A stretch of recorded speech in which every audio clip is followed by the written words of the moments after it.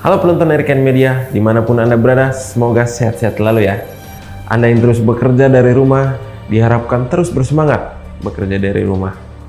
Saat ini pemerintah sedang menyiapkan skenario terburuk untuk mengatasi pandemi COVID-19 yang masih terus bertambah kasus. Sebelum kita lanjut, dukung channel kita dengan cara like, komen, dan subscribe.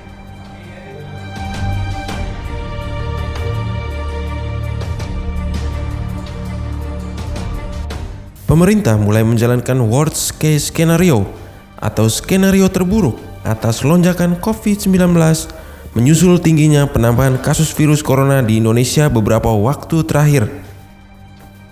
Menteri Koordinator Bidang Kemaritiman dan Investasi Luhut Binsar Panjaitan mengatakan skenario tersebut berkaitan dengan penambahan fasilitas layanan kesehatan, penyediaan obat-obatan, hingga pemenuhan kebutuhan oksigen.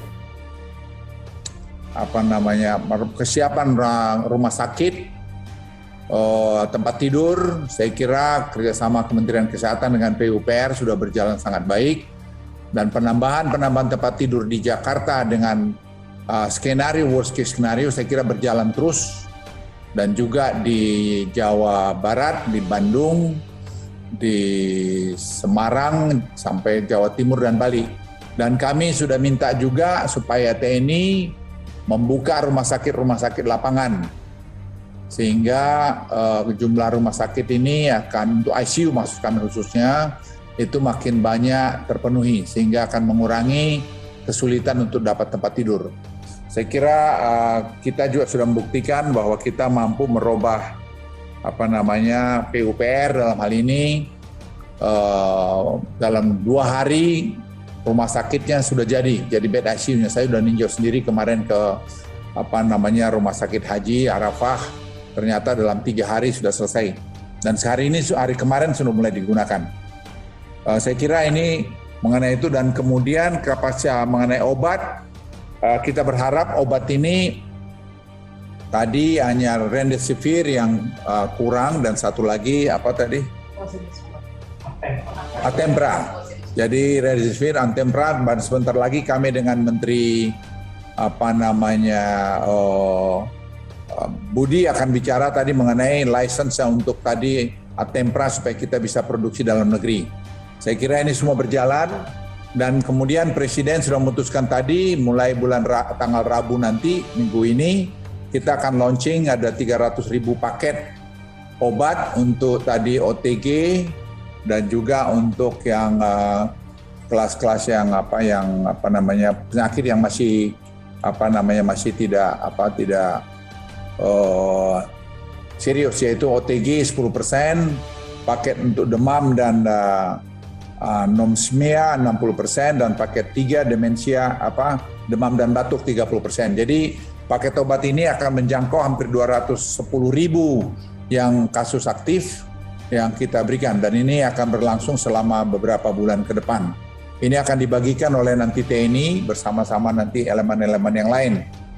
Prosedurnya sudah disusun sehingga itu bisa jalan.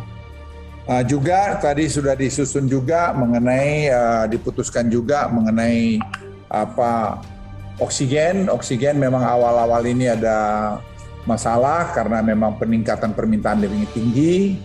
Tapi sekarang ditata sudah makin baik oleh Kementerian Kesehatan, dan juga saya kira dibantu oleh PUPR, dibantu BUMN, sehingga ini saya kira dalam minggu ini akhir mestinya kita tidak terlalu ada masalah. Sementara itu kami sudah proses mengimpor 40.000 ton oksigen liquid untuk kita gunakan ke depan ini. Kita berjaga-jaga, walaupun sebenarnya kita tidak butuh sebanyak itu, tapi kalau melihat tren dunia, perkembangan di Amerika, perkembangan di Inggris, di mana trennya sekarang meningkat tajam, kita lebih bagus berjaga-jaga sehingga kita tidak caught by surprise.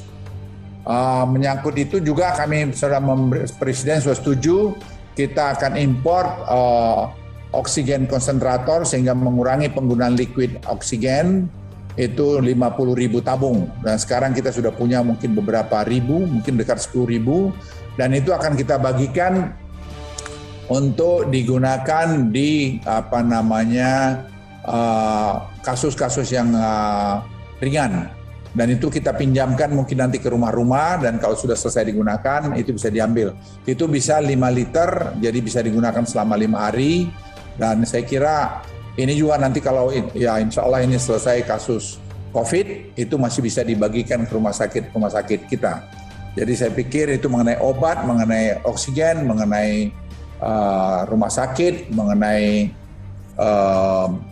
apalagi yang lain. Saya kira semua tadi kita cover sama Presiden, jadi bantuan beras akan diberikan oleh perintah Presiden, nanti TNI Polri akan membagi-bagikan karena perintah Presiden, tidak boleh rakyat sampai kelaparan. Jadi semua atau tidak makan, semua titik-titik yang memungkinkan ada kekurangan pangan atau kekurangan beras akan dibagikan oleh TNI dan akan mulai berlaku mungkin hari Rabu ini.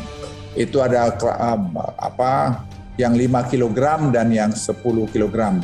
Mengenai vaksin juga demikian, vaksin ini karena jumlah kita vaksin tadinya 31 juta untuk bulan ini, karena ada sumbangan-sumbangan dari berbagai negara jadi 45 juta lebih hanya bulan ini, itu kami sepakat akan peningkatan vaksinasi dilakukan oleh TNI Polri dan juga Dinkes langsung ke daerah-daerah marginal.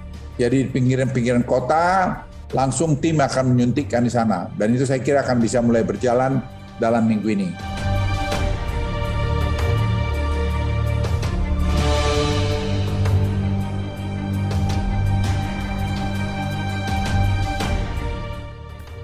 Sementara itu, anggota DPR RI dari Komisi 9, Melki Lakalena menyatakan DPR RI akan mendukung penuh setiap upaya dan langkah pemerintah untuk mengatasi pandemi COVID-19.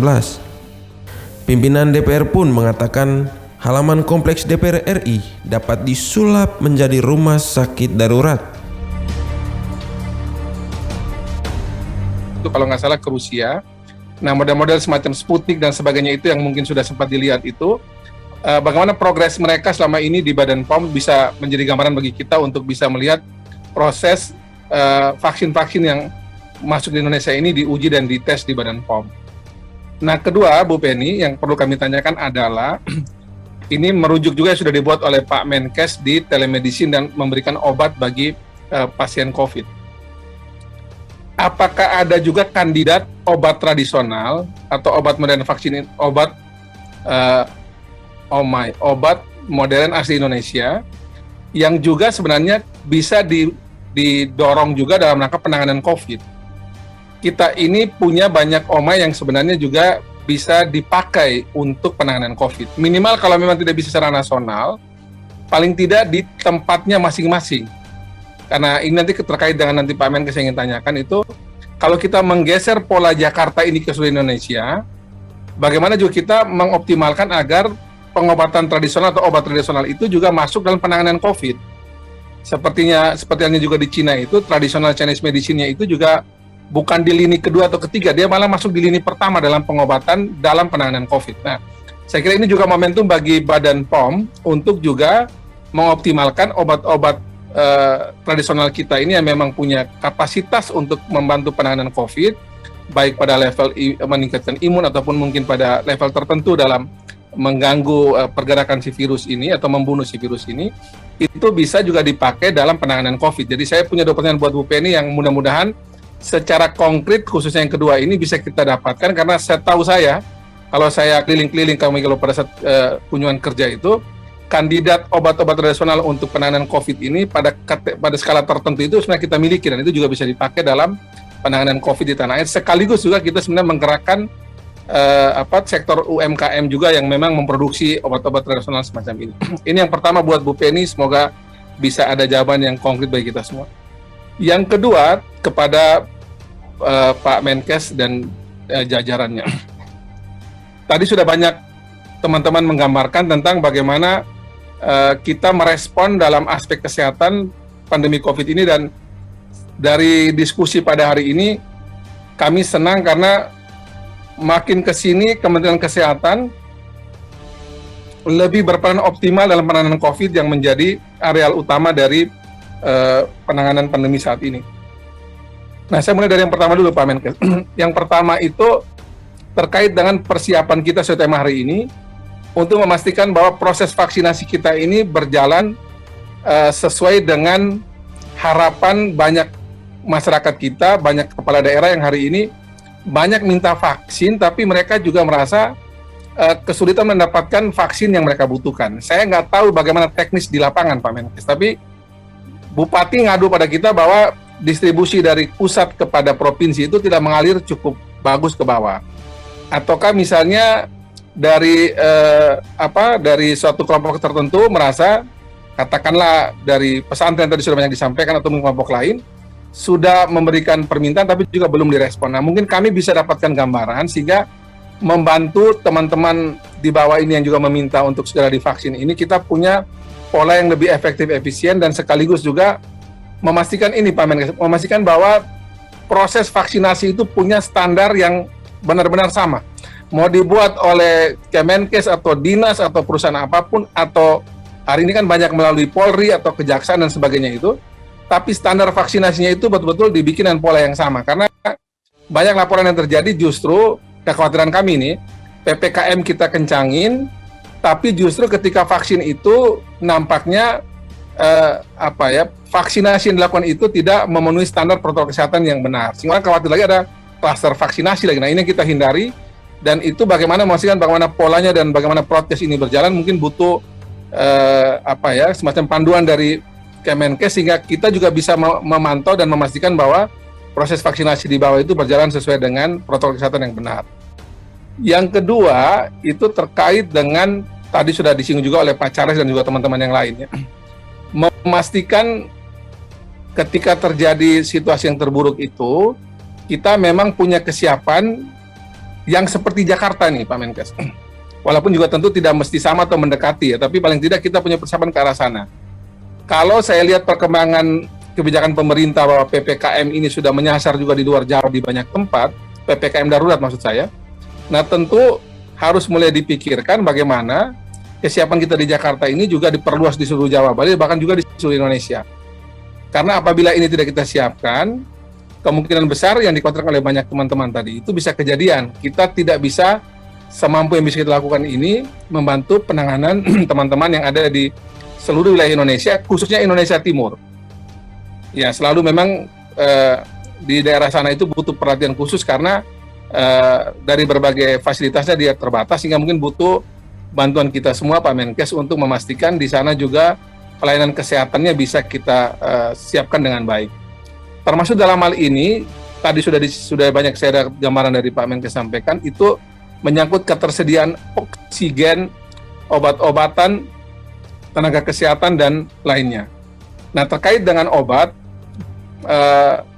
ya kita dan kami setuju ya, waktu menerima juga dari GP Farmasi kemarin, itu juga kami setuju betul bahwa apabila ada yang betul-betul menimbun obat, itu langsung diproses hukum dan langsung segera bisa ditindak, karena itu mengganggu proses penanganan COVID-19 di tanah air.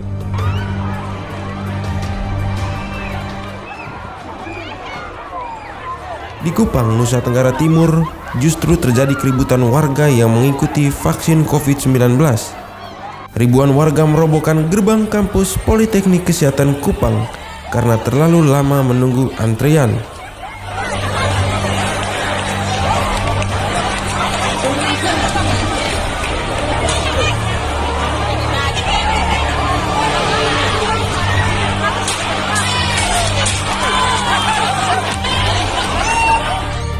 Nah, kangen kan main di pantai nih kayak yang ada di belakang saya nih. Tapi DPR mendorong pemerintah mengerahkan seluruh tenaga kesehatan semesta. Lah iya, dalam situasi ini seluruh nasib kita ada di tangan tenaga kesehatan. Terus semangat dan optimis ya, meski sekarang ini semua serba sulit, tetapi pasti akan berakhir.